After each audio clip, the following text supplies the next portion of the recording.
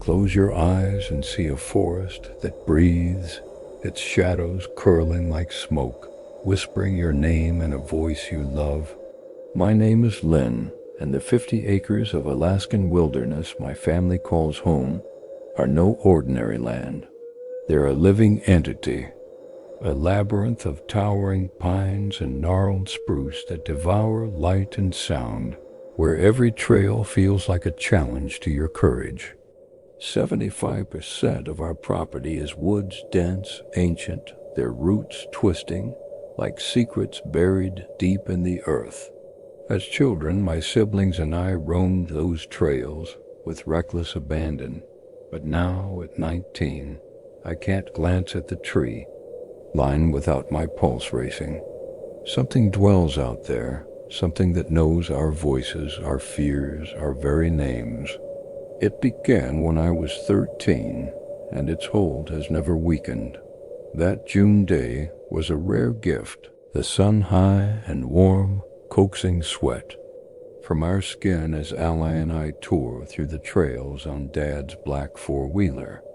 I was 13, Ally 11, her laughter a bright thread weaving through the engine's growl.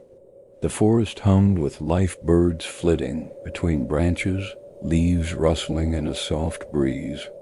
We stopped by the river, its water so cold it stole our breath, splashing each other until our clothes clung like a second skin.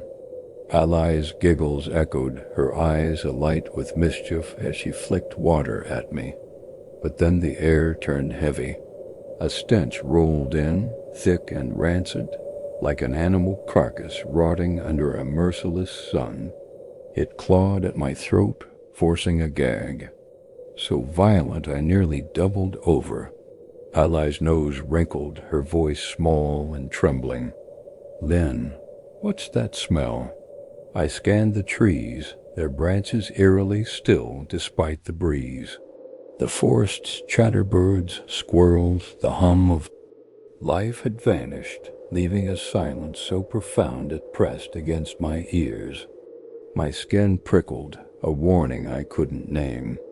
The pines loomed taller, their shadows stretching like fingers across the trail. "Probably a dead deer," I said, my voice thin, unconvincing. "Let's go." I gripped the handlebars, revving the engine to drown the unease.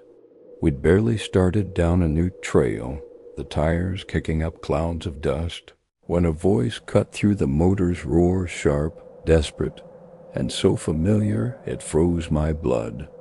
"Lynn!" I slammed the brakes, the four-wheeler lurching to a halt. My heart pounded as I turned to Ally, her wide eyes mirroring my own. "What's wrong?" I demanded, my voice tight. She shook her head, confusion etched deep in her face. I didn't say anything. Her words hung between us, heavy as the stench still choking the air. Then it came again. "Lynn." Clearer now, laced with panic, but Ally's lips remained sealed. The voice was hers, every pitch, every quiver, but it rose from the trees ahead, where the smell was thickest, where the shadows seemed to writhe. Like living things, my blood turned to ice, sweat beating on my neck despite the summer heat.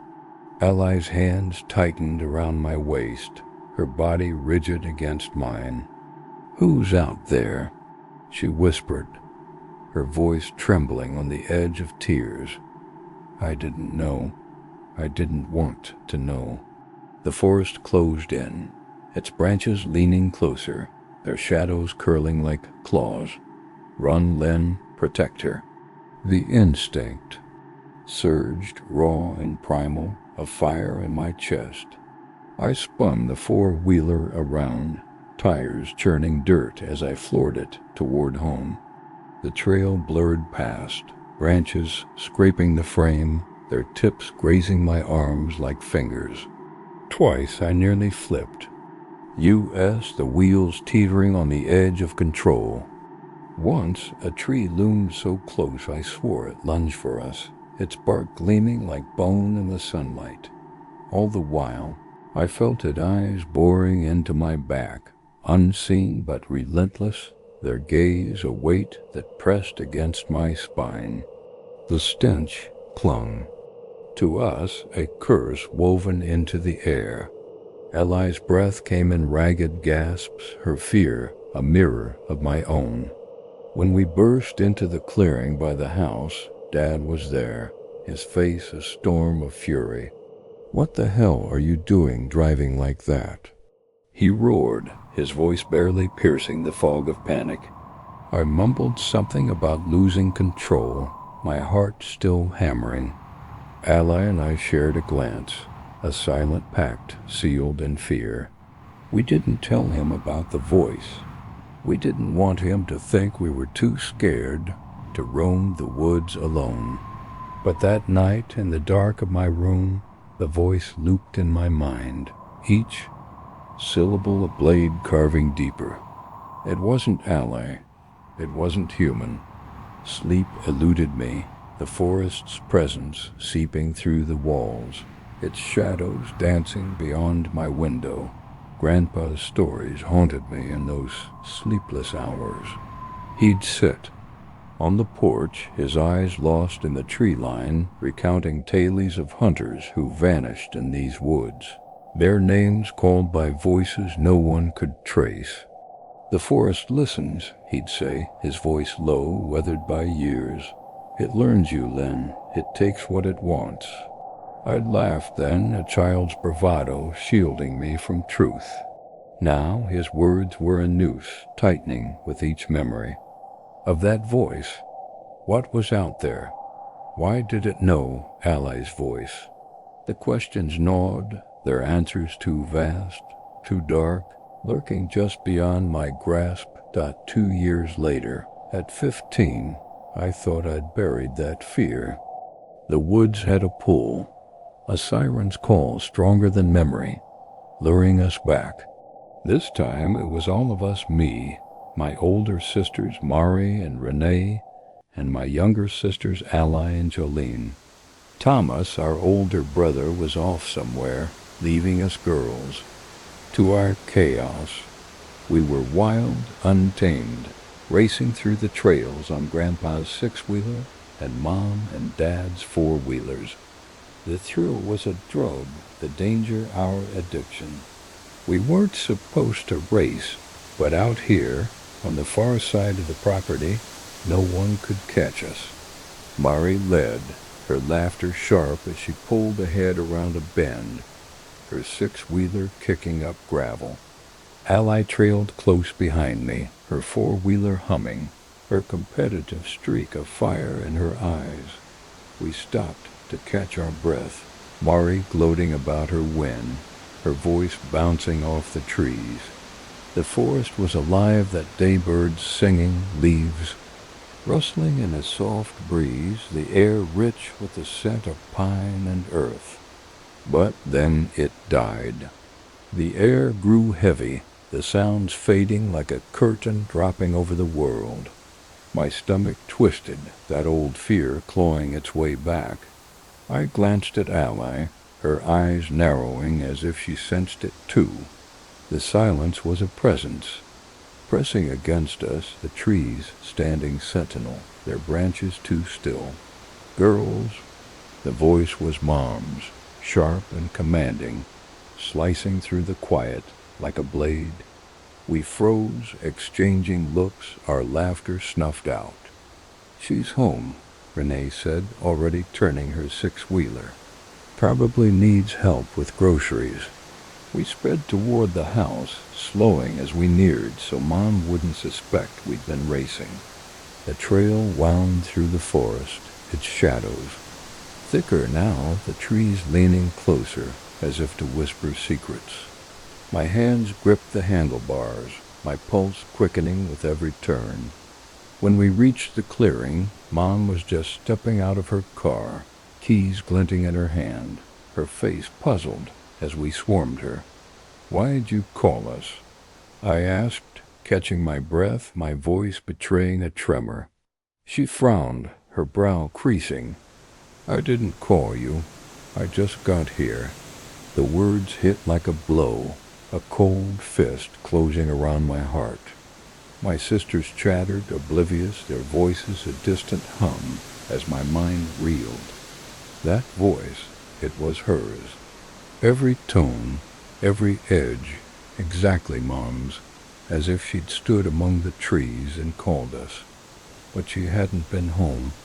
And even if she had, the roar of our engines, the sprawl of 50 acres, there was no way we could have heard her. The truth sank its claws into me, cold and unyielding. Something out there knew her voice. It wanted us to come. I kept it to myself, swallowing the fear so my sisters wouldn't see, but it burned in my chest, an ember that refused to die. As we walked inside, I glanced back at the woods, their shadows now a wall of darkness, and I swore they stared back, patient, waiting. Grandpa's stories surfaced again, unbidden, as I lay in bed that night. He'd spoken of a trapper, decades ago, who heard his wife's voice calling him deeper into the forest, only to find nothing but bones scattered among the roots.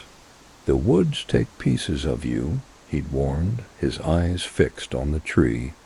Line, I'd scoffed then, but now the story felt like a prophecy, its weight pressing against me. My hands trembled as I pulled the blankets tighter, the lock on my door a flimsy shield against whatever watched from the forest. Last month, I was 19, the weight of those encounters, a shadow I'd tried to outrun. Life had moved on, work, routine, the grind of adulthood stealing my time. I'd fallen out with my friend N 3 years ago, her visits to our house a faded memory, her laughter a ghost in my mind. That morning, I was rushing out the door, purse slung over my shoulder, coffee steaming in my hand, the bitter aroma grounding me. The air was crisp, the sky a pale gray, the world quiet save for the crunch of gravel under my boots. Then it struck. A voice drifted from the woods, soft but piercing, like a needle through flesh. Help! I froze, coffee sloshing in my cup, the heat burning my hand unnoticed. It was N's voice, unmistakable, the same lilt I'd heard in countless late night talks, her words once a comfort. But this was wrong, hollow, like a song played through a broken radio, each note warped and lifeless. My heart stuttered, a frantic rhythm against my ribs, and hadn't set foot on our property in years. I stared at the tree line, the branches, still as death, the forest silent as a tomb. Was someone there? I waited, my breath shallow, praying it was my imagination, a trick of a tired mind. The voice came again, fainter, almost a whisper, yet it cut through me. Help. Panic surged, not for N but for myself, a primal fear that rooted me to the spot before propelling me forward. That voice wasn't hers. It was too calm, too lifeless, not the cry of someone in trouble, but a lure, a trap spun from memory. Run, Len, get inside. I bolted back to the house, slamming the door, my hands shaking as I fumbled with the lock. The metal clicked, a weak defense against the unknown. I ran to my Jeep, keys jangling, and locked myself inside, my eyes darting to the woods. Nothing moved, no figure, no sound, but the weight of unseen eyes pressed against me, heavy as stone, as if the forest itself were watching, waiting for me to falter. At work, I told my coworker, her eyes widening as I spilled the story, my voice low to keep it from trembling. She jumped at every shadow that day, her nerves frayed, especially when a broom fell from the wall for no reason, its handle clattering against the floor. Someone didn't hang it right. The forest hasn't let me go since that June day when Ally's voice called my name from the trees, a voice that wasn't hers. At 14, a year after that first encounter, I thought I could outrun the fear, but the woods have a way of pulling you back, their shadows clinging like damp cloth. The voices of Ally, Mom, even N, still echoed in my dreams, each one a thread tying me to the 50 acres of Alaskan wilderness we call home. I'd learned to avoid the trails alone, but with my family around, the forest seemed less alive, less hungry. That 4th of July weekend, I was wrong. The summer heat was thick, the air heavy with pine sap and the promise of celebration. Our whole family was together, Mom, Dad, Grandpa, my sisters Mari, Renee, Ally, and Jolene, my brother Thomas, my auntie, and a few uncles, including Uncle Jay. Ann was there too, her visit a rare spark after months apart. Her eyes gleamed with excitement as we planned our game of hide and seek, a tradition that turned the woods into our battlefield. Girls against boys, the rules were ironclad. Pick your spot and stay put, no matter what. The thrill was in the stillness, the fear of being found. Ann and I teamed up, our laughter sharp as we darted into the forest, sneakers sinking into the soft earth, the scent of moss and decay rising with each step. We found our hiding place, a shallow ravine at the forest's heart, cloaked by dents. Bush and devil's club, their barbed leaves glinting like knives in the sunlight. I brushed against one, a blister flaring on my ankle, hot and stinging, but I pushed it aside, too caught up in the game's rush. We crouched low, the ground cool and damp against our knees, the forest's breath heavy around us. Ann and I played. Rock, paper, scissors, our whispers barely audible, our giggles muffled to avoid detection. The woods were alive, birds flitting through the canopy, squirrels chattering, leaves rustling in a soft breeze. But then the air grew still. The sounds faded, the forest slipping into a silence so deep it pressed against my chest, a mirror of that day with a lie. My pulse quickened, the memory of that false voice stirring, its echo a cold finger down my spine. Ann's eyes met mine, her smile wavering. "It's too quiet," she whispered, her voice trembling. I nodded, my throat tight, the blister on my ankle throbbing like a warning. Before I could speak, a new sound broke through, slow, deliberate steps crunching over fallen needles, growing closer. My heart thudded, the game's thrill twisting into something darker. They're coming for us. I pressed myself lower, in, mirroring me, our breaths shallow, our bodies tense against the earth. The steps paused, then resumed, steady and unhurried, as if the searcher knew we were near.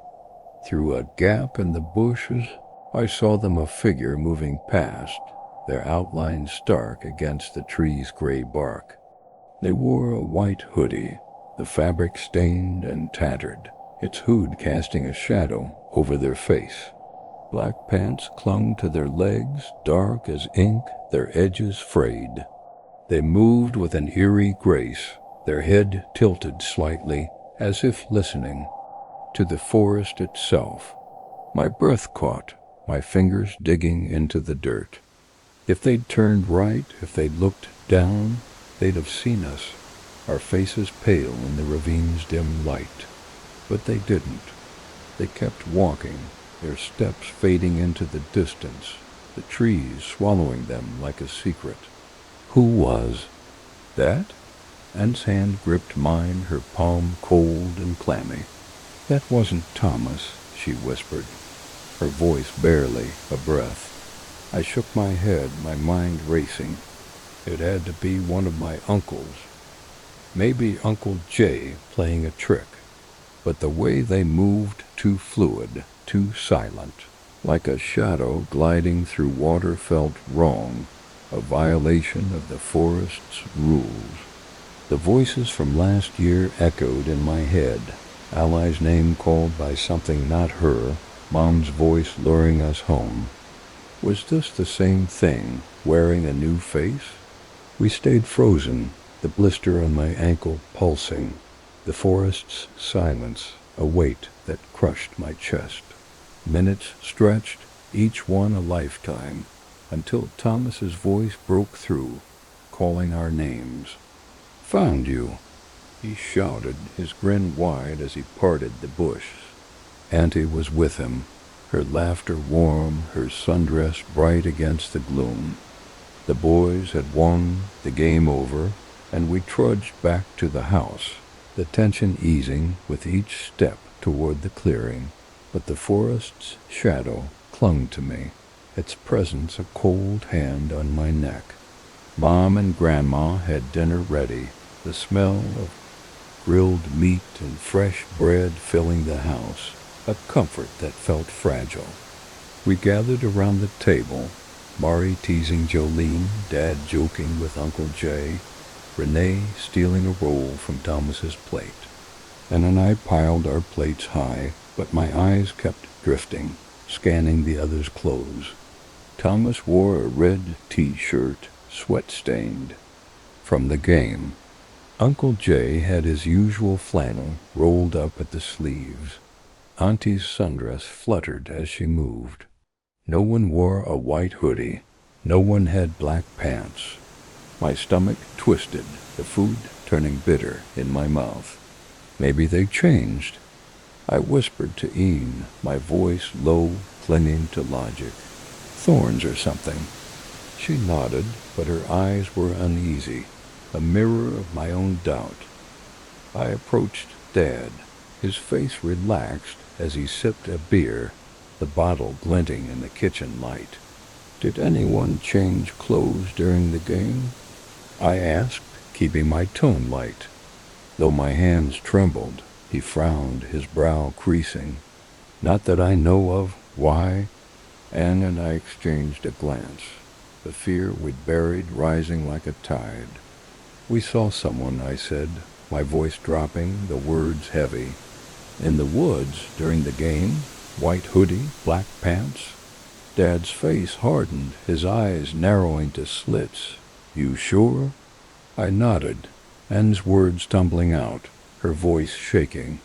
"They walked right past us, Dad. They didn't see us, but—" Dad set his beer down, the glass clinking against the table, his jaw tight. "Stay here," he said, motioning to Uncle Jay and two other uncles. They grabbed flashlights, their voices low and urgent, their boots heavy as they headed into the woods, the door closing behind them with a thud that echoed in my chest. The house felt too small, its walls too thin against the forest's reach. Mom kept us busy, handing out plates, her smile strained, her eyes flicking to the windows. An hour dragged by, the men's absence stretching the air tight, each tick of the clock a hammer against my nerves. Dad called Mom, his voice faint through the phone, asking where exactly we'd seen the stranger. I pointed out the ravine, my hands shaking as I described the spot. The bushes, the devil's club, the silence that had swallowed us. When they returned, Dad's face was grim, his eyes avoiding mine as he sank into the living room couch. "Didn't find anyone," he said, his voice flat, the others nodding in agreement. But Uncle Jay lingered, his expression troubled, his hands fidgeting with his flashlight. I caught his eye, knowing he'd tell me the truth. Ann and I cornered him in the kitchen, the hum of family chatter fading behind us. "What happened out there?" I asked, my heart pounding, the memory of that figure burning in my mind. He hesitated, glancing at the others, then leaned in, his voice barely a whisper. "It rained this afternoon, Lynn. The ground's a swamp, soft as clay. We checked the ravine, every inch around where you were hiding." His eyes darkened, haunted. "There were your footprints, N's and Thomas's, nothing else. No other tracks." The words sank into me, cold and heavy, a stone in my gut. The forest had been mud. After the rain, any step would have left a mark, deep and clear. But there was nothing. Nan's face paled, her hand gripping mine so tight it hurt. "What does that mean?" she whispered, her voice breaking. Uncle Jay shook his head, his jaw tight. "I don't know, kid. Just don't go back out there alone." That night, sleep was a stranger. The house was quiet, the family's laughter long faded, but the forest's presence pressed against the walls, its silence a pulse I couldn't ignore. I stared at my window, the curtains drawn tight, my heart racing at every rustle outside, every creak of the house settling. What was that thing? I saw it again in my mind, the white hoodie, stained and tattered, the black pants clinging like a second skin, the way it moved, too smooth, too wrong, like a puppet on invisible strings. Grandpa's stories flooded back, unbidden, his voice low as he spoke of shadows in the woods, figures that walked like men, but left no trace. "They're the forest's eyes," he'd said, his gaze lost in the tree line. "They see you, Lynn. They know you're there." I remembered another tale, one he'd told only once, about a trapper who saw a stranger in his camp, their clothes ragged, their steps silent. The next day he found no footprints in the snow, only his own, as if the stranger had never been. The story had seemed silly then, a tale to scare kids, but now it was a mirror, reflecting the terror I couldn't escape. Was it the same thing that called my name, that mimicked Mom, N? The questions churned, each one a hook sinking deeper into my mind. I pulled my blanket tighter, the lock on my door a flimsy guard against the unknown. The forest was out there, its hunger a whisper in the dark, and I knew it was watching, waiting for me to step back into its embrace. When I was 4, Cinnamon was my world a rag doll with red hair and rosy cheeks, her white dress dotted with red, her apron stitched with a word I couldn't yet read. She was a Christmas gift from my aunt, a treasure I clutched through sleepless nights, her black eyes a comfort in the dark. That same winter, I learned the word cinnamon meant danger, my throat swelling shut around Grandma's gingerbread, my skin burning with hives, my breaths shallow and desperate. The allergy marked me, turning holiday tables into traps.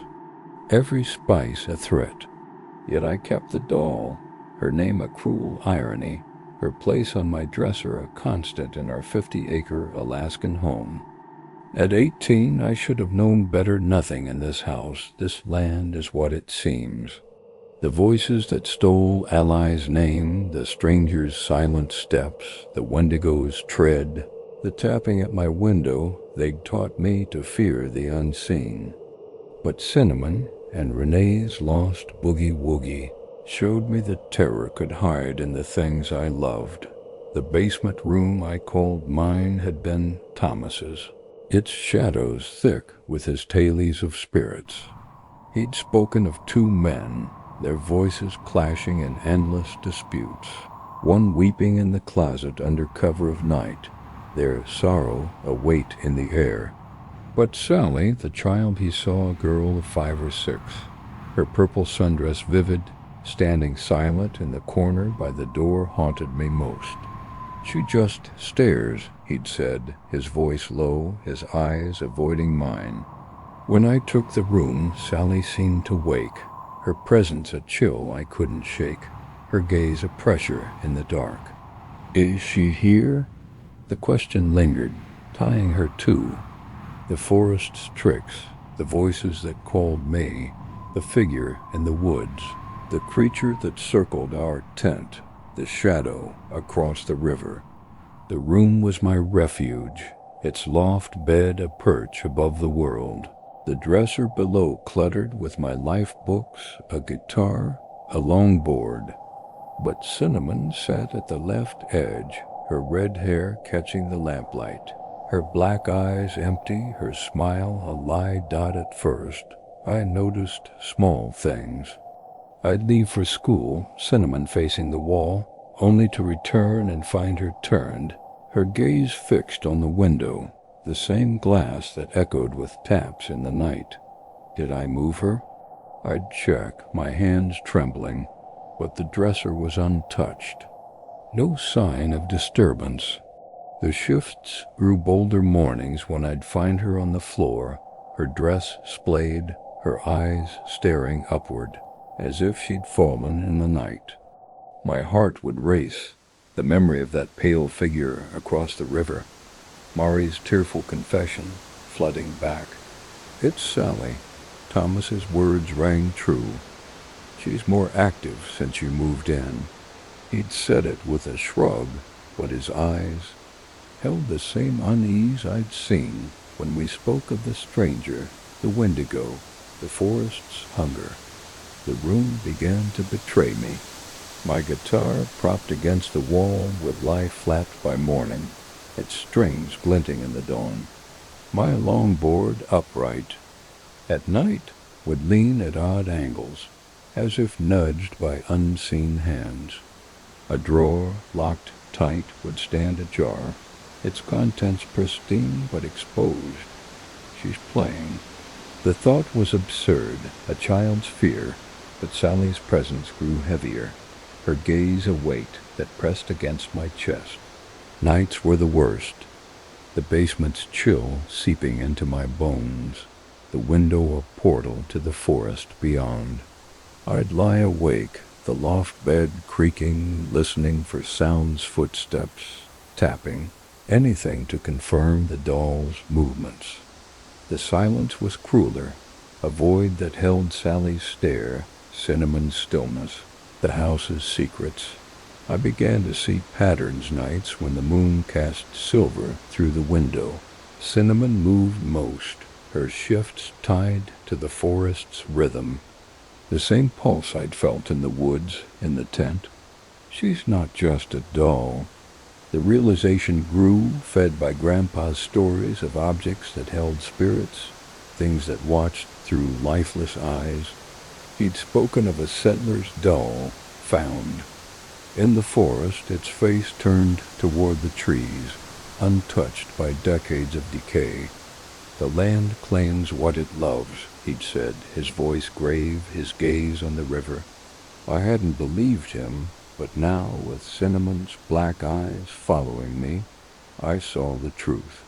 She was a vessel, a bridge for Sally, perhaps for something. Darker, the same force that mimicked voices, walked without tracks, circled our camp, watched from the woods. I couldn't bear it. One night after finding Cinnamon twisted, her head turned backward, her smile a grimace, I snapped. My hands shook as I grabbed her, her fabric cold, her weight heavier than it should have been. Get out. I stuffed her into a box, my breath ragged, and carried it to the garage, the air thick with oil and dust. The box sat among tools and forgotten things, a prison I hoped would hold her. Dad found it days later, his brow furrowed. What's this doing here? He asked, but I couldn't speak, the fear too raw. He moved her to the cargo container on our land, its steel walls a final seal. The room grew still after that, no falling guitars, no open drawers, no doll on the floor. But Sally lingered. The tapping at my window, the whistling across the river reminded me she was still there. her eyes perhaps still on Cinnamon, waiting for her return. Cinnamon wasn't alone in her strangeness. Renee's rag doll, Boogie Woogie, carried its own shadow, a memory that surfaced as I grappled with Sally's presence. Boogie Woogie was Renee's treasure, a patched thing with button eyes, a gift from some distant relative.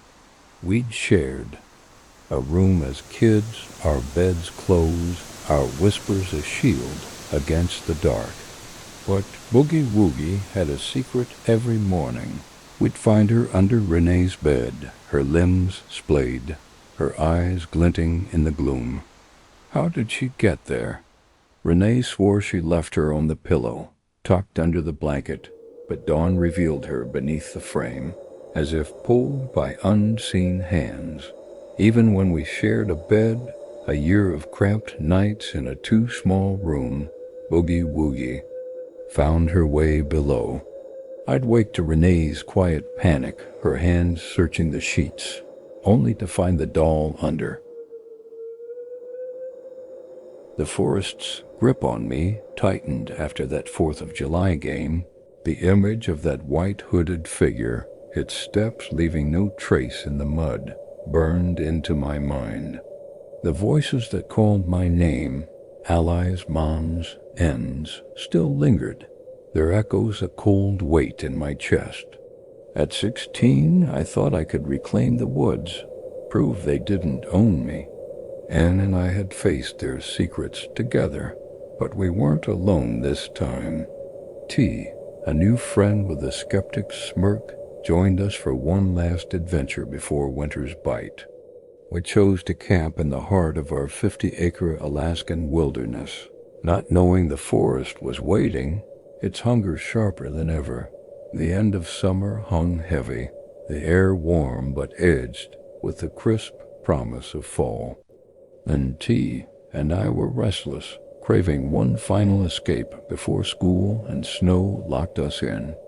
Too young to camp far from home, we picked the safest place we knew, our family's land, where Mom and Dad's massive tent, big enough for 5, and Grandpa's six-wheeler offered a sense of security. We were fools to think it mattered. Anne and I exchanged glances as we hauled gear into the forest, her eyes reflecting the same unease I felt. She'd heard the voice that wasn't hers, seen the stranger, who left no tracks. T, oblivious, chattered about stars and s'mores, her laughter bright against the trees' looming shadows. I envied her ignorance, but the forest's pulse slow, deliberate thrummed beneath my feet, a reminder of its power. We set up camp dead center of the woods, where the pines stood tallest, their branches knitting a canopy that dimmed the sun. The ground was soft, carpeted with moss and fallen needles, the air thick with earth and decay. The tent went up fast, its canvas a flimsy shield against the vastness around us. We piled inside, spreading sleeping bags, the nylon slick against my skin. I kept Mom's pistol close, tucked near my bag, its weight a cold comfort after Dad's stern lecture on safety. "You're the only one who touches it, Lynn," he'd said, his eyes searching mine. I nodded, the responsibility heavy. The memory of those voices and that stranger sharpening my resolve. As dusk fell, the Alaskan twilight lingered, a pale glow that never fully darkened. We played cards, the deck worn from years of family games, our laughter echoing in the tent. But the forest listened. Anne and I swapped horror stories, our voices low, careful not to name the creature we feared. The W, we called it, a nod to the Wendigo the monster N's mom had warned us about. "Never say its name," she'd told us, her voice grave. "It hears you." T, sprawled on her sleeping bag, rolled her eyes, her skepticism a challenge. "What's so scary about this W thing?" she asked, her tone mocking. Anne and I froze, our eyes locking, the air in the tent growing heavy. "Don't say it," I said, my voice sharp. T grinned, undeterred. "What, Wendigo? Come on, it's just a story." The word hung like a curse, its syllables a blade slicing through our fragile safety. Anne's face paled, her breath hitching, the memory of that voice, calling help in her own tone flashing between us. I wanted to shake T to silence her, but the damage was done. "It's listening." The forest seemed to lean closer, its silence a living thing, pressing against the tent's walls. We crawled into our sleeping bags, the cards forgotten, the air thick with unspoken fear. I lay on the left, Anne in the middle, T on the right, her soft snores soon filling the tent. I clutched the pistol's handle, its metal cold against my palm, the weight grounding me as I stared at the canvas ceiling. The forest's pulse sinking with my own. Around 1 or 2 a.m., Anne's hand gripped my arm, her touch jolting me awake. Her eyes were wide, glinting in the dim light filtering through the tent. "Lynn," she whispered, her voice barely audible. "Something's out there." My heart lurched, the memory of that white-hooded figure flooding back, its steps silent. In the mud. I listened, straining against T's snores, and there it was, soft, deliberate steps circling the camp, crunching over needles. Not 4 legs, 2. The realization hit like ice, my breath catching. No moose, no bear, no animal moved like that, with purpose, with intent. The forest was silent beyond those steps. No birds, no wind, just the steady rhythm of something drawing. Closer. I shook T awake, her eyes bleary, until N pressed a finger to her lips, urging silence. T's face shifted, confusion giving way to fear as she heard it too, the steps, now louder, circling tighter. I gripped the pistol, my hand trembling, the metal slick with sweat. I checked my phone 2:30 a.m. and texted Mom and Dad, my fingers fumbling. Something's walking around our camp. No reply. Mom was exhausted from my newborn brother, Dad likely asleep. We were alone, the forest our only witness. The steps grew closer, now on my side of the tent, the canvas barely a barrier between us and whatever was out there. "Stay still. Lynn, don't let it know you're here." Then it hit the smell, that same rancid stench from the day with Ally, like rotting flesh left to fester. It clawed at my throat, so thick I could taste it, my stomach churning. T pulled her blanket over. Her face, her eyes wide with terror. Covered her nose, her gaze darting to T, her lips moving silently. Later, she told me she'd mouthed Wendigo, the word a spark in T's fear-filled eyes. We pressed together, our bodies tight against the tent's wall, our breaths shallow, each one a risk.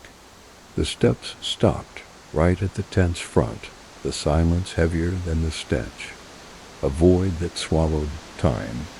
My heart pounded, so loud I swore N and T could hear it, its rhythm a drum against the quiet. I raised the pistol, my finger hovering over the trigger, ready to fire through the canvas, to face whatever stood inches away. The silence stretched, seconds bleeding into eternity, the forest holding its breath. It knows we're here. Then a sound shattered the stillness, a gunshot, sharp and deafening, echoing through the trees. Anne flinched, her hand tightening on mine, T's eyes wide with shock. I knew that sound our neighbor, a man with a collection of shotguns, often practiced at odd hours. I didn't know what he'd shot at, but it wasn't near us, not close enough to target the thing outside. Yet it worked. The steps erupted into motion, fast and heavy, tearing through the underbrush toward the river, away from our camp, our house, our neighbor. The forest swallowed its retreat, the stench fading, the silence returning like a tide. We sat huddled, shaking, pressed so close I felt N's pulse against my arm. Should we go home? N whispered, her voice barely a thread. I shook my head, fear rooting me to the tent. The six-wheeler's roar might draw it back, and I couldn't leave our gear, our fragile claim on this place. Stay, Len. Survive. We crawled back to our sleeping bags, our bodies entwined, the pistol still in my hand. I don't know if N slept, her eyes fixed on the tent's ceiling, but I didn't. The forest's pulse, a constant whisper in my ears. Morning came, pale light seeping through the canvas, the forest deceptively calm. We emerged, our breaths visible. In the chill, our eyes scanning the trees. Around the tent we found tracks small, like a moose calf's, but wrong, too upright, too human. I told myself it was a curious baby moose, but the lie tasted bitter, the memory of those two-legged steps too vivid. Anne and T said nothing, their faces pale, their eyes avoiding the prints. We packed up in silence, the forest watching, its hunger sated for now. N and T came to my house after that, but we never camped in those woods again. The tent a relic of a night we couldn't forget. Grandpa's stories haunted me in the days that followed, his voice low as he spoke of hunters who camped too deep, their fires drawing things that walked like men but weren't. The W knows your fear, he'd said, his eyes on the tree line. It feeds on it. I hadn't believed him then, but now, with the stench, the steps, those tracks, I wondered if T's careless word had summoned it, or if it had always been there, waiting for us to step into its domain. The forest wasn't done with me. Its secrets a weight I carried, each one a step closer to the truth I feared. The quiet of a lazy afternoon felt like a rare gift in our Alaskan home, a moment stolen from the shadows that clung to our 50 acres. Jolene and I were alone, sprawled on the living room couch, the TV humming with some forgotten show, our laughter soft as we traded stories of school and secrets. At 18, I craved these normal days, a shield against the memories that haunted me, the voices that stole Ally's name, the stranger's silent steps, the Wendigo's circling tread, the tapping at my window, Cinnamon's twisted gaze. The house was our fortress, its walls thick against the forest's pulse, but even here the land had a way of breaking through. When Kay, Ally's dog, let out 2 sharp barks, I should have known the quiet was a lie, that the wilderness was watching, ready to show its true face. The barks were odd K, like my husky C, usually erupted into chaos at the sight of a moose, their yaps a storm that echoed through the house. 2 barks, then silence, felt wrong, a warning I couldn't ignore. Jolene, her eyes bright with curiosity, hopped up and peered out the window, her voice light. It's a baby moose, Lynn, out by the woods. I frowned, the memory of that. Rancid stench from the river, from our tent, stirring in my chest. Is it really a moose? The question hung, heavy with the weight of voices that weren't ours, a figure that left no tracks, a doll that turned in the night. I pushed it aside, climbing the stairs to our parents' balcony. its view sweeping over the backyard, the river, the forest beyond. I wanted to keep an eye on the calf, to watch for its mother, whose bulk could crush a dog or us if provoked. Balcony's chill bit through my pajamas, the air sharp with late summer's edge. I scanned the tree line, expecting the soft brown of a moose, but saw nothing, just pines and spruce, their branches knitting a wall of shadow. Kay, C, and Renee's. Dogs stood rigid below, their eyes locked on the woods, their bodies tense. C, my massive husky, was fearless, cowering only at fireworks or my scolding voice, but now his tail was low, his hackles raised, a soft whine escaping his throat. Something's wrong. The sight of him scared, a rock in my world trembling, sent a chill down my spine, the same dread I'd felt when Ally's voice called me, when that pale figure watched from across the river. Jolene joined me, her breath visible in the cool air, her face puzzled. "Where'd it go?" she asked, her voice small. I grabbed Dad's binoculars from the study, their lenses cold against my eyes, and swept the forest's edge. Nothing moved, no calf, no mother, just the trees, their silence a pulse I knew too well. The dog's stares didn't waver, their tension a mirror of my own, their instincts sharper than mine. What did they see? The forest's quiet was the same hush that had fallen before the voices, before the stranger, before the Wendigo's steps. "Let's check it out," I said, my voice steadier than I felt. Jolene nodded, her curiosity outweighing her unease. We piled into my Jeep, too lazy or too scared to walk in our slippers, the engine's rumble a fragile shield against the unknown. I drove to where Jolene had seen the calf, the tires crunching over gravel, the forest looming closer, its shadows thicker now. Jolene hopped out, binoculars in hand, and climbed a small hill overlooking the woods. I stayed in the Jeep, my hands tight on the wheel, the memory of Cinnamon's black eyes, Sally's silent gaze pressing against me. Jolene stood still, her body tense, the binoculars fixed on something I couldn't see. Lynn?" she called, her voice tight. "Come here. Something's wrong." My heart lurched, the forest's pulse syncing with my own, the stench from that day with Ally from our tent, a ghost in my throat. "Get out, Lynn. Face it." I stepped onto the hill, the grass damp under my feet, and took the binoculars from Jolene, her hands trembling as she passed them. Through the lenses I saw it a moose or something like one, standing in a clearing just beyond the tree line. It was small, the size of a calf, but its form was wrong, a mockery of nature. Its neck was too long, too thick, like a tree trunk grafted onto a fragile frame. Its eyes were massive, black pools that swallowed the light, fixed on us with an intensity that wasn't animal. Its body bore the curves of a grown female, its legs spindly yet deliberate, as if carved from bone. "That's not a moose."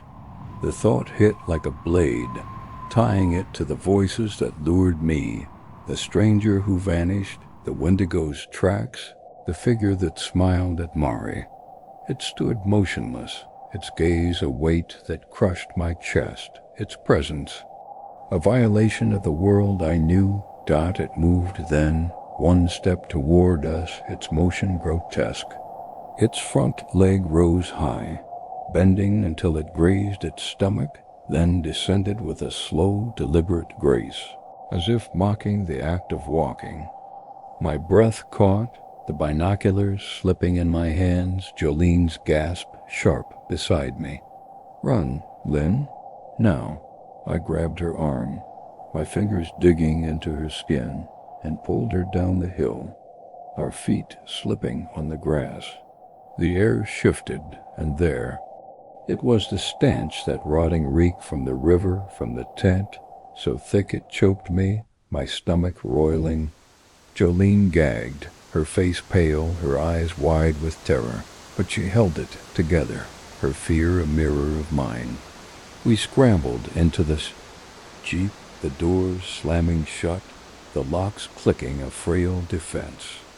I floored it, the tires spinning as I aimed for the house. Parking so close, the bumper grazed the porch dot. We burst inside, the warmth of the house a lie against the cold in my bones. I called Dad, my voice shaking as I spilled the story, the dogs, the calf, its wrongness, the smell. He listened, his tone calm, dismissive. "Probably just a sick moose, Lynn," he said, but his pause betrayed him. At dinner he joked, his voice light but his eyes uneasy. "Maybe it was a skinwalker, huh?" The word fell like a stone, each mention a spark of fear in my chest, tying the creature to Grandpa's tailies, to the voices, the stranger, the Wendigo, Sally's gaze. It's all connected. The thought grew, a web that bound every terror, each one a thread leading deeper into the land's secrets. Grandpa's stories haunted me that night, his voice low as he spoke of skinwalkers, things that wore the skin of beasts but walked with purpose, their eyes too knowing. "The land shifts," he'd said, his gaze on the forest. "It shows you what it wants." I hadn't believed him, but now, with the moose's stare, its grotesque step, the stench that followed, I saw the truth. The dogs had known, their fear a warning I'd ignored too long. The forest wasn't just outside, it was here, in the woods, in the house, in the dolls, in the creature that watched us from the trees.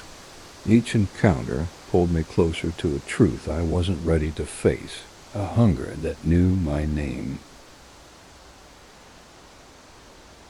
The forest's hunger followed me home after that night in the tent, the stench of decay and those two-legged tracks etching themselves into my nightmares.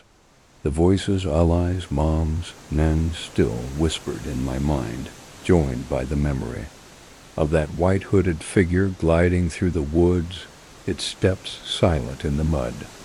The terror of those circling footsteps, the weight of Mom's pistol in my hand, had changed me, sharpening my senses to every shadow, every sound. At 17, I thought the house could shield me, its walls a barrier against the 50 acres of Alaskan wilderness that seemed to breathe with malice. But the forest found a way in, its reach slipping through my window, its voice now a tap in the dark dot. It was near Christmas, the air bitter with cold, the ground blanketed in snow that glowed under the moonless sky.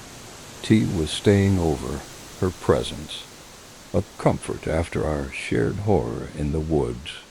She took my bed, her form a soft outline under the blankets, while I curled up on the floor, the carpet rough against my sleeping bag. My room, half buried in the basement, felt like a fortress, its window split between earth and sky, the top half level with the backyard. No trees or bushes grew near, their absence a reassurance against stray branches. A third of the glass was crusted with snow, the rest reflecting only darkness. But safety was a lie. The forest's pulse, that slow, deliberate thrum I'd felt in the tent, lingered, a shadow I couldn't shake. I was drifting toward sleep, the house silent, save for T's soft breathing when her hand gripped my shoulder, her touch sharp with urgency. "Lynn," she whispered, her voice trembling, barely audible. My eyes snapped open, my heart lurching as I sat up, the memory of those footsteps flooding back. "What?" I asked. my voice low, dread pooling in my chest. She pointed to the window, her face pale in the dim light, her eyes wide with fear. Then I heard it a soft, rhythmic tapping, like fingers brushing the glass, deliberate and unhurried. "It's here." The sound was faint but piercing, each tap a needle through the quiet, echoing the voices that had called my name, the stranger's silent steps, the creature's tread outside our tent. My breath caught, my body frozen as I stared at the window, the snow-crusted glass a barrier too thin. The tapping continued, steady, relentless, as if whatever was out there knew we were listening, knew we were afraid. T's hand found mine, her grip tight, her fear a mirror of my own. She'd been awake longer, her eyes haunted, the memory of that night in the woods etched into her face. "What's doing that?" she whispered, her voice breaking. I shook my head, my mind racing. No branches, no wind, no reason for the sound. The forest silence pressed against the house, the same hush that had swallowed our laughter in the ravine, our cards in the tent. "It's the same thing." The thought clawed at me, cold and certain, linking the voices, the stranger, the Wendigo to this new intrusion. We sat, hands clasped, our breaths shallow, each tap a hammer against my nerves. The sound stretched, seconds bleeding into eternity. The darkness beyond the window a void that pulsed with intent. I remembered Grandpa's stories, his voice low as he spoke of things that knocked at night, luring men into the woods with promises of safety. "They want you to look," he'd said, his eyes on the tree line. "Don't." But I couldn't look away, the tapping a lure, a challenge to my courage. Then a light flared upstairs, the bathroom bulb casting a faint glow into the backyard, spilling through my window. The tapping stopped, the silence heavier than before. I held breath waiting to break. I didn't want to move, my body rooted to the floor. But the light was a chance, a fleeting shield against the dark. "Look, Lynn. Know what's there." I forced myself up, my legs trembling as I climbed onto the bed, T's feet brushing my knees. I pressed my face to the glass, the cold biting my skin, my breath fogging the pain. At first, nothing, just the snow-dusted yard, the river beyond, its ice. Glinting faintly, the forest a wall of shadow. Then I saw it across the river, in the tree line a tall, thin figure, its skin pale as bone, its arms and legs unnaturally long, dangling like branches. It stood motionless, its head tilted, as if studying the house, studying me. My heart pounded, my vision narrowing to that figure, its form flickering between man and monster, tree and terror. "Is it real?" I blinked, hoping it was a trick, a birch tree twisted by my fear, but when I looked again, it was still there, its presence a weight in my chest. I checked the lock, my fingers fumbling, the metal cold against my skin. I slid off the bed, my legs weak, and curled back into my sleeping bag, T's hand finding mine again. We didn't speak, the silence a pact, the figure's image burned into my mind. I tried to sleep, to forget, but the forest's pulse lingered, its gaze pressing through the walls. Days later, I looked out that window, searching for the figure, for a tree that matched its shape. Nothing. No birch, no pine, no branch resembled what I'd seen. It wasn't a tree. The truth sank into me, cold and unyielding, a thread tying it to the voices, the stranger, the Wendigo's tracks. The forest wasn't done. Recently, Mom and I started hearing a new sound whistling, sharp and clear, drifting from across the river where that figure stood. It came at odd hours, a call that tugged at our attention, a lure like the tapping, the voices, the stranger's silent steps. Each note reminded me of that night, of T's fear, of the creature's gaze, but it wasn't just that night. A memory surfaced, buried until now, of a spring day with Mari and Renee. We were riding Grandpa's six-wheeler behind the house, the river free of ice, its water glinting in the sun. The air was warm, the forest alive with birds, our laughter sharp as we raced through the trails. But then Mari changed. She went quiet, her face pale, her hands gripping the handlebars. Renee and I didn't notice until she started crying, her breaths ragged, her eyes wide with panic. "What's wrong?" I asked, my voice sharp, the forest's pulse stirring in my chest. She wouldn't answer, her gaze fixed on the trees. She floored the six-wheeler, speeding toward the house, her sobs drowned by the engine's roar. She ran inside, the door slamming behind her, leaving Renee and me stunned. Mom thought we'd fought, her voice stern as she grounded us, but Mari's silence was deeper, a secret she guarded. We forgot, the moment buried under daily life, until I wrote this, the tapping and whistling pulling it back. I called Mari, my heart heavy, and asked what she'd seen. She sighed, her voice low, reluctant. "It was behind a tree," she said, her words slow, as if speaking them made it real. Tall, so thin it looked like a birch, but its skin was white, its arms too long. It just stood there, watching us. When I looked at it, it smiled. Then, its teeth were yellow, sharp. I couldn't look away until it slid behind the tree. Her words were a mirror, reflecting that figure across the river, its gaze locked on my window. I hung up, my hands shaking, and checked my lock again, the metal a frail guard against the forest's reach. Grandpa's stories flooded back, his voice grave as he spoke of skinwalkers, wendigos, things that wore the forest's skin, their smiles a trap. They watch from the edges, he'd said, his eyes on the river. They wait for you to see them.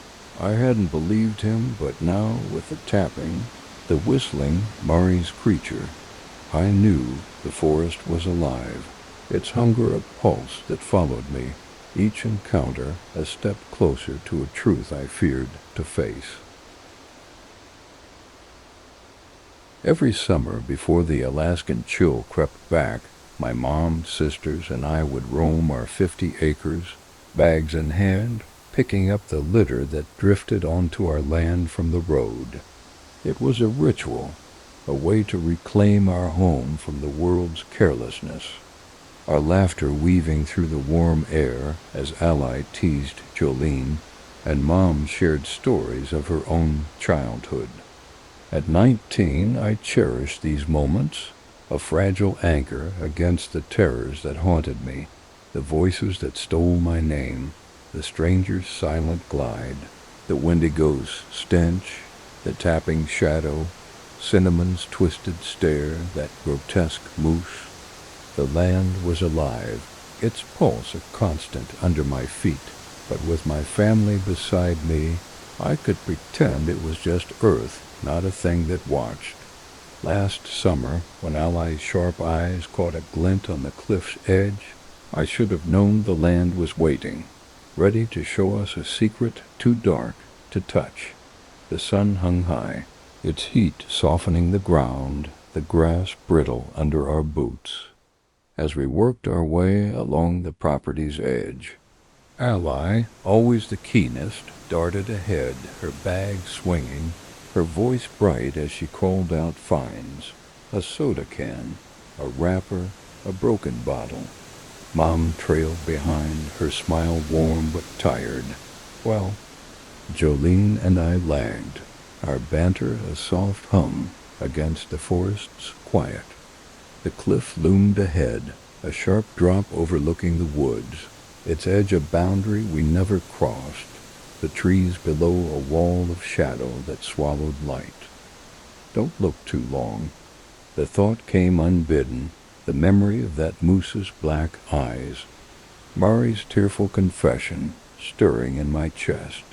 The forest was no stranger, it had called me, watched me, moved my doll, tapped my window.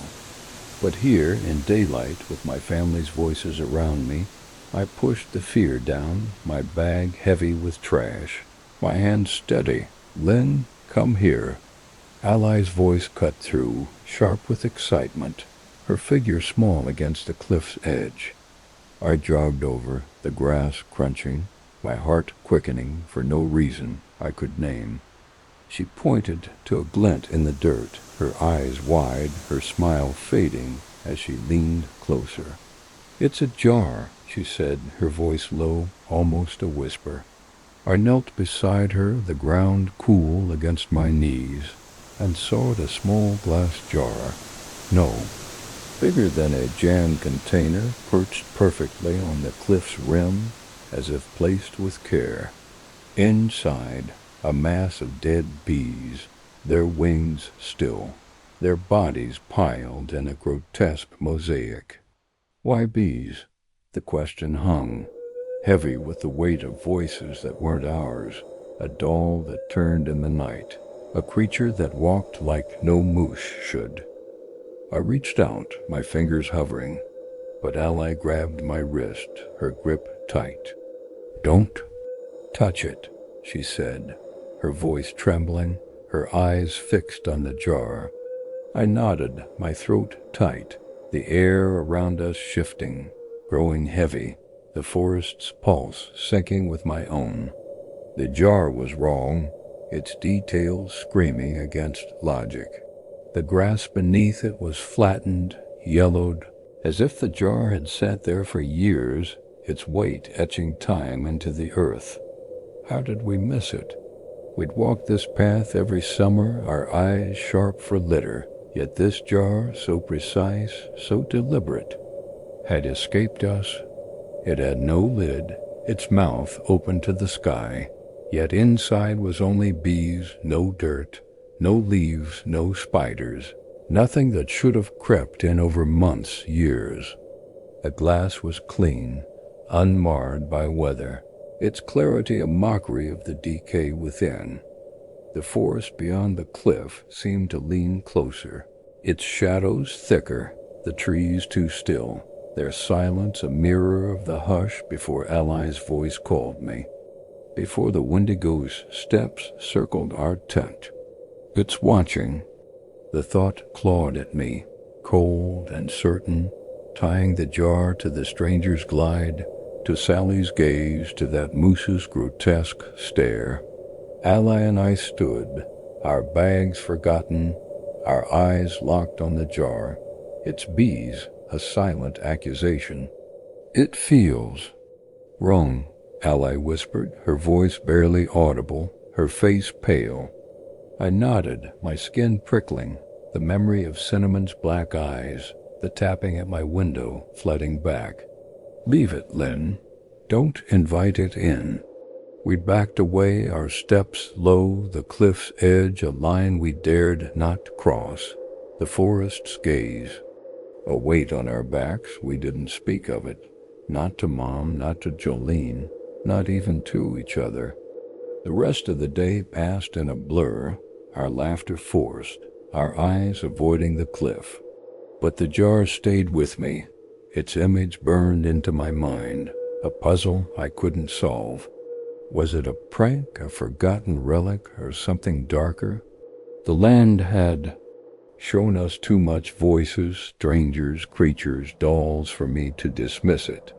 I kept it secret, the jar a shadow in my thoughts, its bees a whisper of something I wasn't ready to name.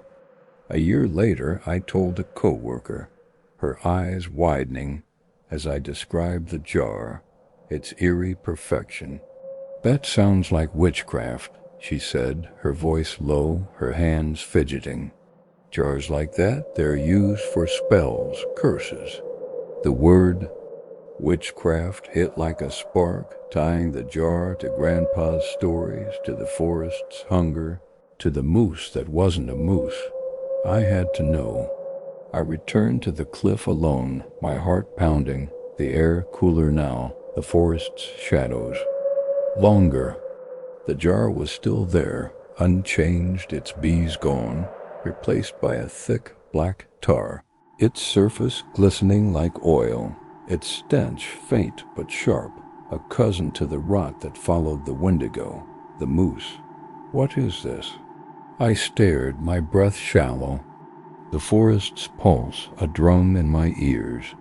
The tar seemed alive, its surface rippling faintly, as if something stirred within. I grabbed a stick, my hands trembling, and nudged the jar, its weight heavier than it should have been. It tipped, rolling into my bag, the glass cold against my fingers as I sealed it shut.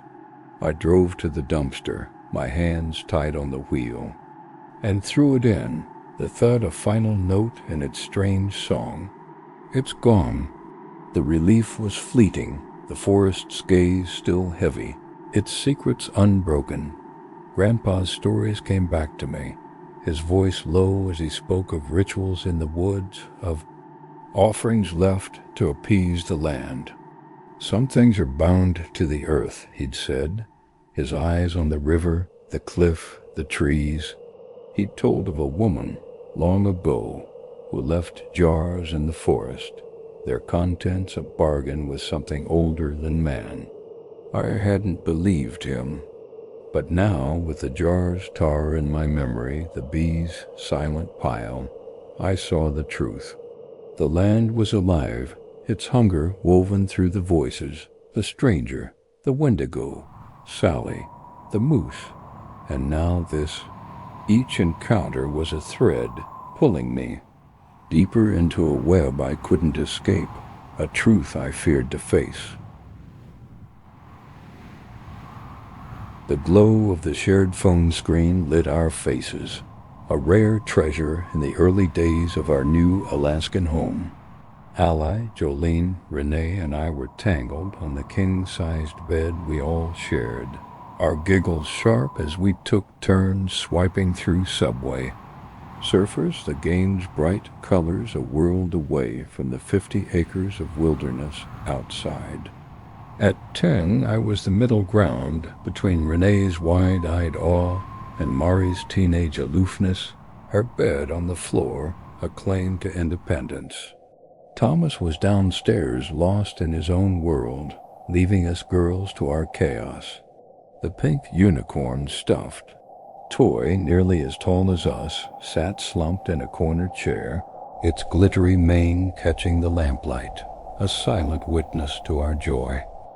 Those first months in the house felt like a fresh start, a canvas unmarred by the terrors that would come, the voices that stole my name, the stranger's silent glide, the wendigo's stench, the tapping shadow, Cinnamon's twisted gaze, that grotesque moose, the jar of dead bees.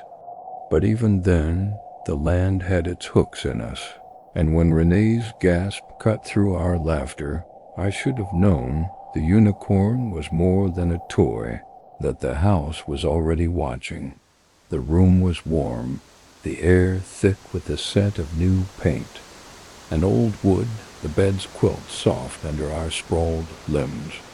Renee held the phone, her turn at the game, her eyes narrowed in focus as she dodged trains. Ally leaned over her shoulder, cheering, while Jolene and I traded jabs about who'd score highest next. Mari, on her floor bed, flipped through a magazine, her size dramatic but fond. The unicorn loomed in the corner, its pink fur faded, its black eyes glinting, a gift from some forgotten relative, a relic we'd dragged to this new life. It's just a toy, I told myself, but the house is quiet, the forests pulse beyond. The walls felt heavier than it should, a whisper of the voices, the stranger, the jar that would haunt me years later. Renee's gasp was sharp, her body tensing, the phone slipping in her hands. "What?" I asked, my voice light, but my heart quickened, a shadow of the fear that would grow with each encounter. She pointed to the corner, her finger trembling, her face pale. "The unicorn," she whispered, her voice barely audible. Its leg moved. We froze, our laughter snuffed out, the room's warmth draining. Ally's eyes widened, Jolene's breath hitched. Even Mari looked up, her magazine forgotten. I followed Renee's gaze to the unicorn, its right leg slightly bent, as if it had shifted mid-step, its glittery mane still, its eyes fixed on us. Did it move? The question hung, heavy with the memory of Cinnamon's turns, the tapping at my window, the moose's grotesque stare. "It didn't move," Mari said, her voice firm, but her eyes darted to the toy, betraying her doubt. Renee shook her head, her voice rising. "I saw it, Mari, its leg." The room seemed to shrink, the walls closer, the forest's pulse louder, a rhythm I'd felt in the woods, in the tent, on the cliff. "Don't look at it." But I couldn't look away, the unicorn's stillness a lie, its presence a mirror of the jar's eerie perfection, Sally's silent gaze. Ally clutched my arm, her nails digging in, her voice small. "What if it's like something bad?" The words echoed my fears, tying the toy to the voices that called me, the stranger who left no tracks, the wendigo that circled us. Torn between fear and curiosity, I grabbed the phone, my hands shaking, the game forgotten. "Let's record." "It," I said, my voice steadier than I felt. Jolene nodded, her eyes wide while Renee whimpered, her face buried in Ally's shoulder. Mari rolled her eyes but stayed silent, her tension palpable. I propped the phone against a pillow, its camera aimed at the unicorn, the screen's glow casting shadows that danced across the toy's fur. We scrambled off the bed, our footsteps soft, and slipped out the door, closing it behind us, the hallway's chill a sharp contrast to the room's heat. "It won't move." "It can't." The thought was a prayer, but the house is quiet, the forests. Gaze through the windows mocked it. We huddled in the hallway, our breaths shallow, the seconds stretching into eternity. 5 minutes passed, each one await, the memory of the stranger's glide, the moose's black eyes pressing against me. "Someone has to get the phone," Ally whispered, her voice trembling. Mari sighed, her bravado thin, and pushed the door open, her steps slow, her eyes fixed on the unicorn. She grabbed the phone, her hands steady, but her face pale, and rejoined us, the door shutting with a soft thud. We crowded around the screen, our heads closed, the hallway's dim light, casting our faces in eerie relief. The video played, the unicorn still for 4 minutes, its fur unmoving, its eyes glinting. We were wrong, I thought, relief flickering, but then it happened in the last 20 seconds. The unicorn's right leg twitched, bending further, followed by its left arm, lifting slowly, both shifting to the right, deliberate, impossible. We screamed, the sound raw, our voices a chorus of terror that echoed through the house. The phone clattered to the floor, its screen dark as we ran, our feet. Bounding down the stairs to the basement, Thomas's room a desperate refuge. He looked up, startled, his comic book falling, his face puzzled as we burst in, our words tumbling over each other. The unicorn moved, Ally cried, her voice breaking.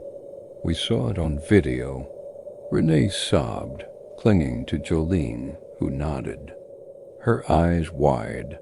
I held the phone, my hands shaking, and played the video, the unicorn's movements as silent accusation, its eyes seeming to follow us through the screen. It's alive.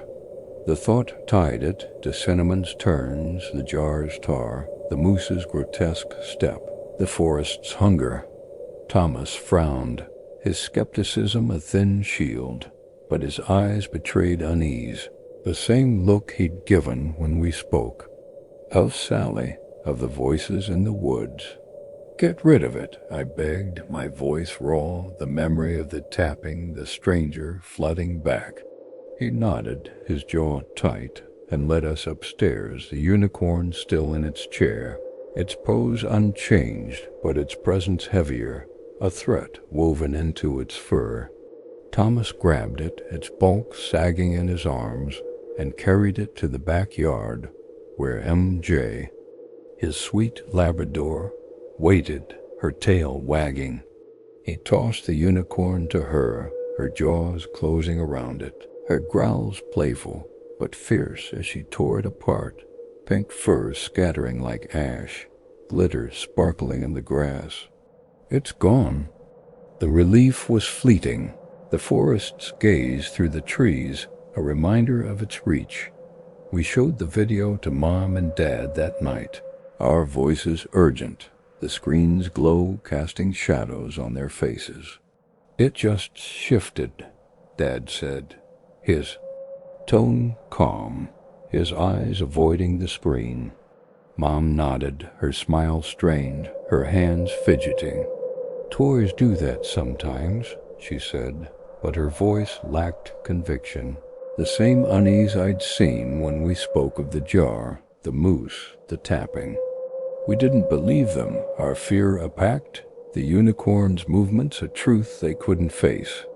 It wasn't just a toy. The house, the land, was alive, its hunger woven through the voices, the stranger, the Wendigo, Sally, the moose, the jar. And now this, Grandpa's stories, surfaced in my dreams, his voice low as he spoke of objects that held the land's will, of toys left in the woods, their eyes turned toward the trees. The land plays, he'd said, his gaze on the forest, the river, the house. He'd told of a child's bear, found decades later, its limbs bent as if walking, untouched by time. I hadn't believed him, but now, with the unicorn's video, its fur in MJ's jaws, I saw the truth. The house was no refuge, its rooms as alive as the forest. Each encounter voices, strangers, creatures, dolls, jars, toys, a thread and a web that bound me, a secret I wasn't ready to unravel. The weight of MJ's leash in my hand felt like a promise, a tether to the brother who'd always been my anchor. Thomas was off at his new house, building a life away from our 50-acre Alaskan nightmare, and he'd trusted me to care for MJ, his black Labrador whose boundless energy had torn through my photo book once before. At 18, I took the task seriously, a way to hold on to Thomas amid the terrors that haunted our home, the voices that stole Ally's name, the stranger's silent glide, the Wendigo's stench, the tapping shadow, Cinnamon's twisted gaze, that grotesque moose, the jar of dead bees, the unicorn's eerie twitch.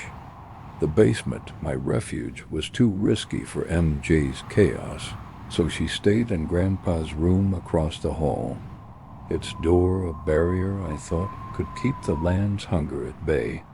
But when the knocking came, sharp and deliberate in the dead of night, I learned the house was as alive as the forest, its secrets waiting in the dark. Grandpa's room was a haven of his Quirk's old books stacked high, a radio humming static, the faint scent of pipe tobacco clinging to the air. Menjay's presence filled it with life, her tail thumping against the floor, her dark eyes bright with trust as I checked her food and water, her bowl tucked in the bathroom corner. Thomas had been firm no food at night, or she'd need to go out too soon, so I kept her routine tight, popping in every 2 hours, her eager bounds of comfort against the house's quiet. Grandpa was away, helping Thomas with the moving van, leaving me to sleep in his room to keep Jay close. It's just one night, I told myself, settling into his bed, the quilt heavy, Menjay's warmth at my side a shield against the memories of voices. Strangers, creatures, dolls, jars, toys that pressed against my mind. The basement was still, the house wrapped in a silence that felt too deep, the forest's pulse a faint thrum through the walls. MJ's soft breaths lulled me towards sleep, her weight grounding me in the dark. Then it came a sharp, deliberate knock, cutting through the quiet like a blade. My eyes snapped open, my heart lurching, the memory of the tapping at my window, the unicorn's twitch flooding back. MJ sat up, her ears pricked, her body tense, a low whine escaping her throat. Who's there? I thought it was Mom, up early to call me to watch Alan, our baby brother. Yeah, I called, my voice thick with sleep, ready to argue that Renee could take a turn since I had MJ. No answer came, the silence heavier, a void that echoed the hush before Ally's voice called me, before the Wendigo's steps. Confused, I sat up, the quilt slipping, the room's chill biting my skin. MJ's eyes were fixed on the door, her whine sharper, her tail still. Mom knows I'm with MJ. The thought unraveled, the house is quiet, too absolute. No footsteps, no creak of stairs. I forced myself up, my legs trembling, and opened the door, the hallway dark, empty. No one was there, no Mom, no sisters, just the basement's shadows, thick and watchful. I checked Renee's room across the hall, her form still under the blankets, her breaths soft, undisturbed. It wasn't her. The realization hit, cold and sharp, tying the knock to the voices, the stranger, the jar's eerie stillness. My sisters were upstairs. I'd have heard their steps, their giggles if they'd pranked me. The house held its breath, the forests, gaze seeping through the walls. I returned to Grandpa's room, MJ now off the bed, sitting before the bathroom door, her eyes locked on the wood, her body rigid. She wants her food, I thought, clinging to logic.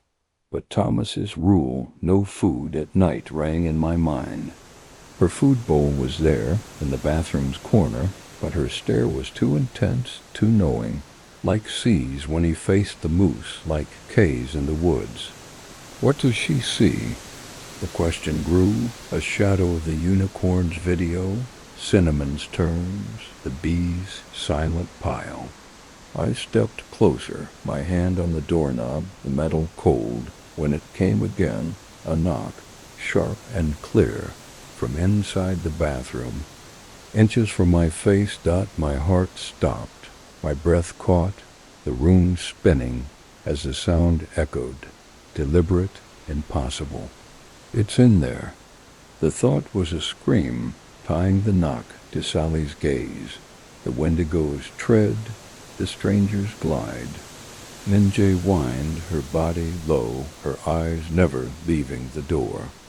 I backed away, my legs weak, the forest's pulse now a drum in my chest, the house alive with something I couldn't name. Run, Lynn, get out. I grabbed MJ's collar, her warmth a lifeline, and pulled her from the room. her claws scraping the floor as we fled across the hall to my own. I slammed the door, my hands shaking as I locked it, the metal a frail guard against the unknown. I climbed into bed, MJ pressed against me, her eyes on the door, my heart pounding as I prayed.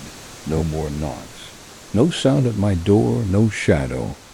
Through my window sleep came slowly, exhaustion winning over fear, MJ's warmth a fragile shield. Morning broke, pale light filtering through my window, the house deceptively calm. MJ had gotten into my trash, paper strewn across the floor. But I didn't care. The relief of daylight, of leaving Grandpa's room, overwhelming. Thomas arrived at noon, his face tired but warm, MJ bounding to him, her tail a blur. How was she? He asked, his eyes searching mine. I spilled the story, the knocks, MJ's fear, the bathroom's silent threat, my voice low, the memory. Raw. He didn't laugh, his face still, his eyes holding the same unease I'd seen when we spoke of Sally, of the unicorn, of the forest's tricks. That room's always felt off, he said, his voice quiet. It's why I let Grandpa have it, not just the stairs. His words sank into me, a stone in my gut, tying the bathroom to the basement's shadows, to Cinnamon's gaze, to the jar's tar. Does it knock every night? The question grew, heavy with Grandpa's heavy sleep, his unawareness a shield I envied. He'd slept through earthquakes, his snores a constant, but the land, the house was awake, its hunger woven through the voices, the stranger, the wendigo, Sally, the moose, the jar, the unicorn, and now this. Grandpa's stories haunted me, his voice low as he spoke of rooms that held the land's will, of doors that answered to no one. Some places listen, he'd said, his gaze on the forest, the river, the house. He'd told of a trapper's cabin, its walls echoing with knocks no hand could make, its occupant gone by spring. I hadn't believed him, but now with the bathroom's knock, Jay's fear, I saw the truth. The house was no sanctuary, its rooms a web of the land's secrets. Each encounter a step toward a truth I wasn't ready to face.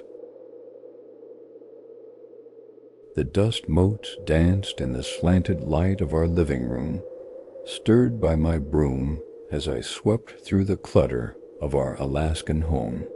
At 19, I found solace in these small acts of order, a way to push back against the chaos that defined our 50. Acres, the voices that stole Ally's name, the stranger's silent glide, the wendigo's stench, the tapping shadow, Cinnamon's twisted gaze, that grotesque moose, the jar of dead bees, the unicorn's eerie twitch, the knocks in Grandpa's bathroom. The house was a battleground, its rooms alive with the land's hunger, but cleaning felt like defiance, a claim to normalcy. When my hand brushed a small white object tucked behind the couch, I thought it was just another forgotten trinket. But as my fingers closed around the ram-shaped music box, its cold surface sent a chill through me, and when its notes began to play, unbidden, I knew the house was far from mine, its secrets singing in the dark. The living room was the heart of our home, its worn couch, a gathering place for laughter, arguments, and quiet nights. The Ram music box had been there since we moved in, a relic left by the previous owners, its white ceramic figure perched on a shelf, its base etched with faded flowers. No one liked it. Mom's frown deepened when she dusted it. Dad avoided. Its gaze my sisters steered clear, but it stayed, a fixture we couldn't explain. Why keep it? The question lingered, heavy with the memory of Cinnamon's turns, the unicorn's video, The jar's tar. I lifted the box, its weight surprising, its surface smooth but cold, as if it held the forest's chill.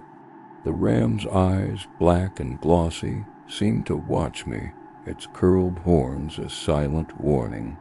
I turned it over, searching for a key, a switch, anything to explain its presence, but found nothing, no winding mechanism, no visible flaw.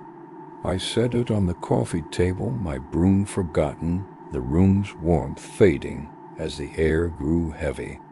It's just a music box, I told myself, but the house is quiet. The forest's pulse beyond the windows felt too familiar. A hush like the one before Allah's voice called me, before the Wendigo's steps. Then it began a soft, tinkling melody, slow and mournful, rising from the box without touch, without cause. My heart lurched, my breath catching, the notes slicing through the silence. Each one a thread tying it to the tapping at my window, the knocks in Grandpa's bathroom, the unicorn's twitch. The melody wasn't random, it was deliberate. Its rhythm a pulse that sensed with the lands, a song that knew my fear. I stepped back, my hands trembling, the box's ram seeming to shift, its eyes glinting in the light. "Stop it, Lynn." The thought was a plea, but the music played on, its notes curling through the room, filling it with a presence I couldn't see. The living room, once warm, now felt like a trap, its walls closing in, the forest's gaze seeping through the glass. I remembered Mom's stories of the box, how it played during horror movies, its melody cutting through screams. During hide and seek, revealing our spots, in quiet moments shattering the silence. During arguments, silencing our voices. Worst of all, it played when someone was alone, its notes a taunt, a promise of fear. It's messing with us. The realization hit, cold and certain, linking the box to the voices, the stranger, Sally's gaze, the jar's bees. I tried to move, to grab the box, to silence it, but my feet were rooted, the melody a chain. The notes grew louder, their tempo shifting, now fast, now slow, as if the box were alive, its song a language I couldn't grasp. I checked the bass again, my fingers fumbling, but found no key, no spring, no sign of mechanism. It's not broken. We'd examined it before, Dad with his tools, Mom with her skepticism, but found nothing. Its workings a mystery, its music a curse. The melody stopped, the silence heavier, a void that held the forest's pulse, the house's hunger. I exhaled, my breath shaky, but the relief was fleeting. The ram's eyes seemed to follow me, its stillness a lie like cinnamon's gaze, the unicorn's fur, the jar's tar. The box became a shadow in our lives, its music a constant threat. It played at the worst times, late nights. Alone in the living room, the TV's glow my only light, its notes cutting through the dark. During family fights, its melody a mocking interruption. In moments of quiet, when the house should have been ours, its song a reminder of the land's claim. It loves our fear. The thought grew, fed by each encounter, each note a taunt, a mirror of the voices that lured me, the stranger's glide, the Wendigo's tread. Mom endured it for years, 4, maybe 5, her patience, a shield I didn't understand. But one night, after it played during a horror movie, its notes blending with the screams, she snapped. "Enough," she said, her voice raw, and carried it to the trash, her hands shaking, her eyes avoiding its gaze. "It's gone." The house felt lighter, the air less heavy, but the forest's pulse lingered, its secrets unbroken. I couldn't forget it. The box's melody haunted my dreams, its notes a thread in the web that bound our home. The voices, the stranger, the Wendigo, Sally, the moose, the jar, the unicorn, the Knox. Each played when we were weakest, each fed on our fear, each was the land's voice. Grandpa's story surfaced, his voice low as he spoke of objects that held the land's will, of trinkets left in homes, their songs a call to something older. The land sings, he'd said, his gaze on the forest, the river, the house. He'd told of a settler's box found in an abandoned cabin, its melody playing for no one, its notes echoing through empty rooms. I hadn't believed him, but now with the ram's song in my mind, the house's hunger in my bones, I saw the truth. The land was alive, its voice woven through every terror, each encounter a step toward a secret I wasn't ready to face. The first night in our new apartment felt like a breath of freedom. The keys in my hand, a promise of escape from the 50-acre Alaskan nightmare that had defined my life. Renee and I, with our dogs M and C, had left behind the voices that stole.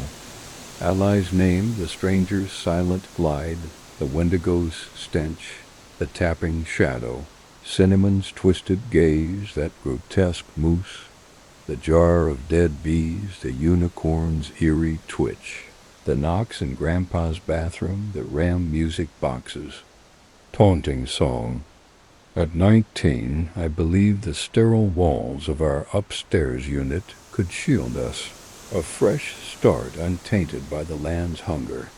But as M's eyes fixed on a corner of Renee's room, unblinking, and the heavy drag of something unseen echoed from the apartment below, I realized the shadows had followed us, their grip as tight as ever, whispering that no place was safe.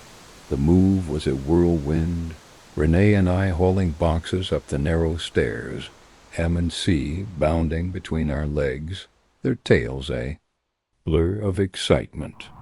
The apartment was small, but ours, its clean lines and soft carpet, a stark contrast to the creaking house we'd fled. When the landlord showed us the unit below, its air felt thick, its corners too dark, a chill that reminded me of the forest's pulse, the jar's eerie stillness.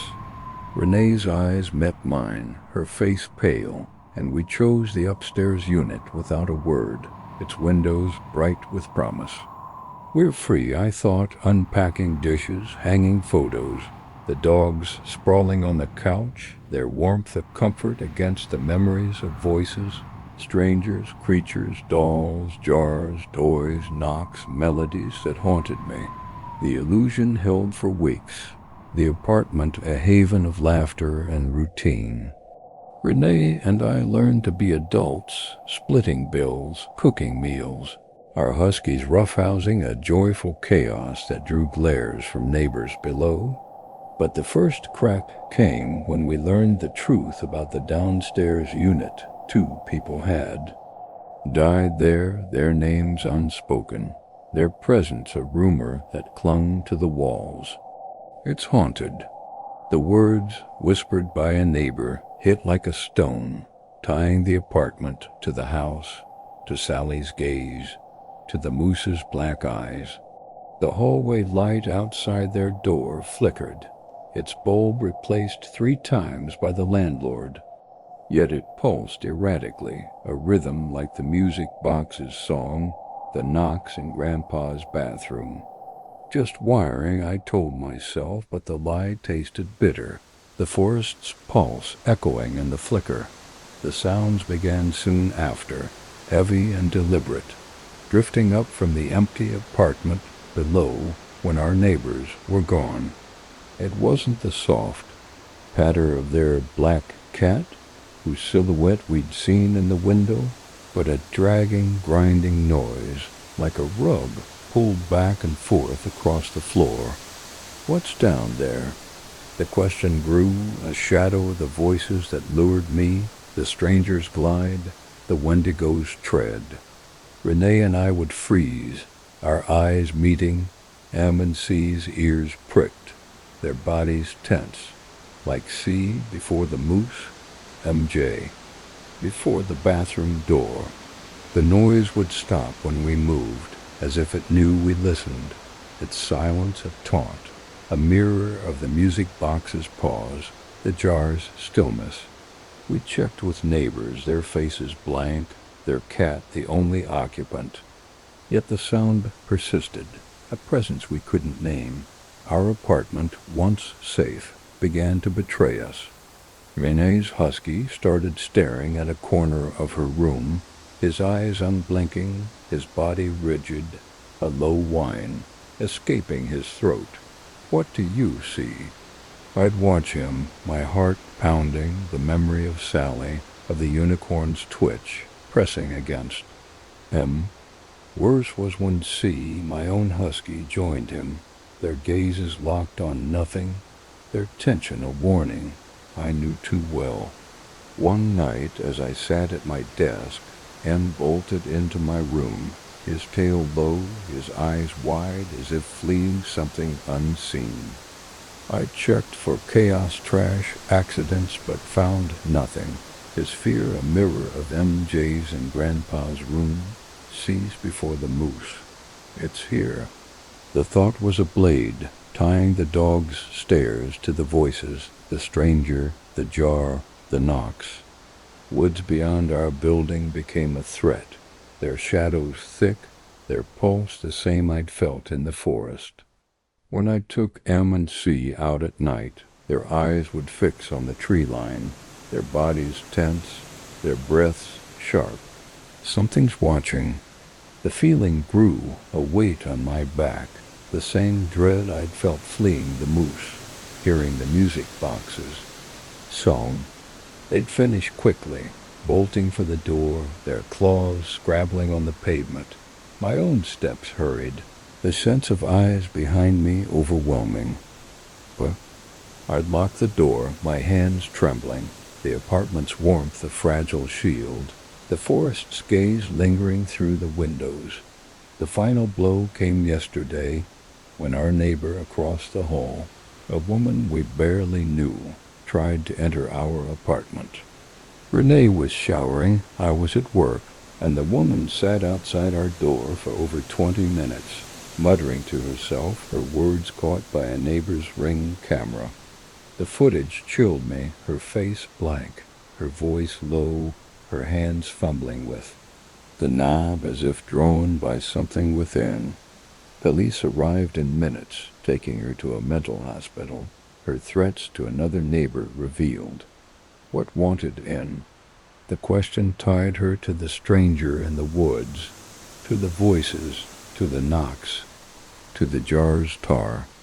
We exchanged numbers with the camera's owner, a small comfort, but the apartment felt less ours, its walls too thin against the unknown. The family's plans offered hope. Mom, Dad, Ally, Jolene, Alan, and JJ, our newest brother, were set to leave the land, their dreams of a Montana cabin, a light in the dark. Grandpa, stubborn, planned to stay, his disbelief in the supernatural, a shield I couldn't fathom, his sleep unbroken by knocks, voices, or shadows. I worried for him, the land's hunger a pulse I knew too well. Renee would stay in Alaska, finishing school with a friend, while I dreamed of Montana, of building a cabin with Y. The man who'd brought warmth to my life, sea at my side, woods between us and the world. We'll escape. The thought was a prayer, but the dog's stares, the downstairs drag, the neighbor's muttering mocked it. Grandpa's stories haunted me, his voice low as he spoke of places that held the land's will, of homes that drew spirits, their presence a song no one could silence. The land follows, he'd said, his gaze on the forest, the river, the house. He'd told of a family, long ago, whose new home echoed with steps, their dogs fleeing, their doors tried by unseen hands. I hadn't believed him, but now, with Am's stare, the dragging below, the neighbor's blank face, I saw the truth. The land's hunger wasn't bound to our 50 acres. It was here, in the apartment, in the woods, in every shadow, each encounter a thread in a web I couldn't break. A secret I feared would only grow darker.